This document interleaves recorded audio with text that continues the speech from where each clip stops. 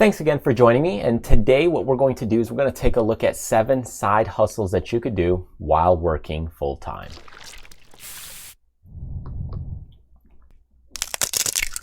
All right, so if you're trying to make a little bit of more income on the side and you already have a full-time job, it may be difficult for you to do some side hustles or maybe make some income on the side. So in this episode, what I want to share with you is a couple of ideas that you could use to go ahead and make some money on the side, whether you do some of these things at night, during the day, your off days, whatever the case is, just to go ahead and build up your financial nest egg, or build up your emergency fund, or save for something cool and adventurous. So let's start with number 1, and that is get paid for what you already do. So freelance what you already do at work. For example, if you're an accountant, you could do some accounting already on the side at night. So if you're a teacher, you might be able to do some private tutoring. Let's say you're a Spanish teacher and you do some Spanish tutoring at night as well. So this is what you could do, from fitness groups, dog training, piano playing, sewing, car repair, photography. So again, if you do car repair stuff at a shop, maybe for a business, you might have some friends or other people that request some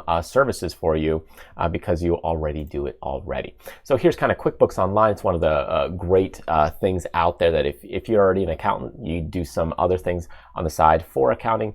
This could be a really good tool and tidbit to make some extra income. All right, so look at number 2, and that is to sell specialized services online. Now, you can charge more for special skills like video editing, photography, and sewing as you work around your schedule.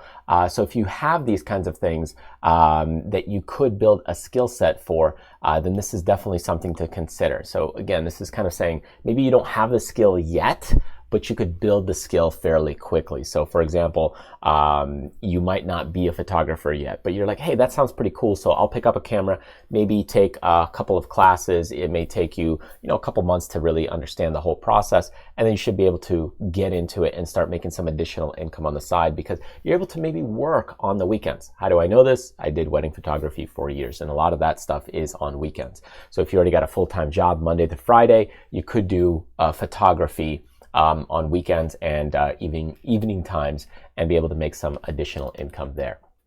Same thing with sewing. Somebody drops off some pairs of pants for you, whether it's hemming pants and just doing some simple projects like that.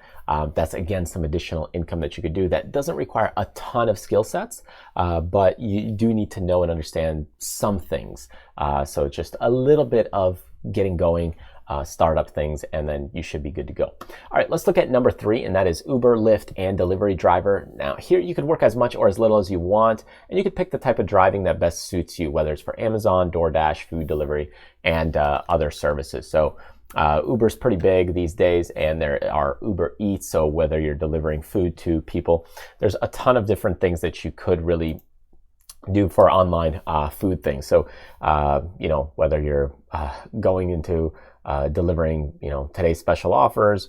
There's also other stuff like DoorDash and other companies as well that you could get hired by. So anyways, that's another big avenue to making some additional income there on the side.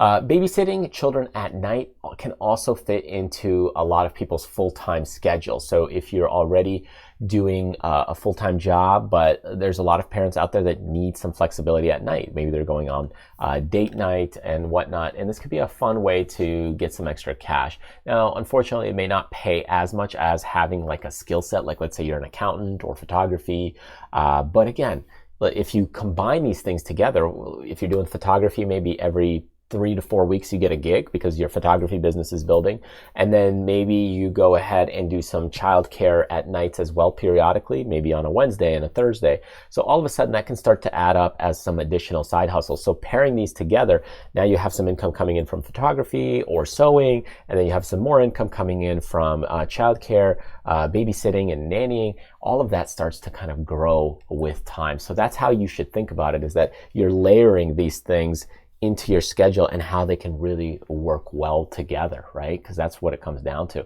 Because to find one thing, it makes it a little more difficult, right? To just have that one thing, one income source. That's exactly the point of having side hustles when you have a full-time job, is to bring another source. If you can do 2 or 3 or 4 of these, you'll be way better off. Let's look at home services. Everyone needs some help around their home at some point. You could be the go-to person in your neighborhood, like a handyman, house sitting, landscaping. It could be cleaning services. So all of these things can start to add up.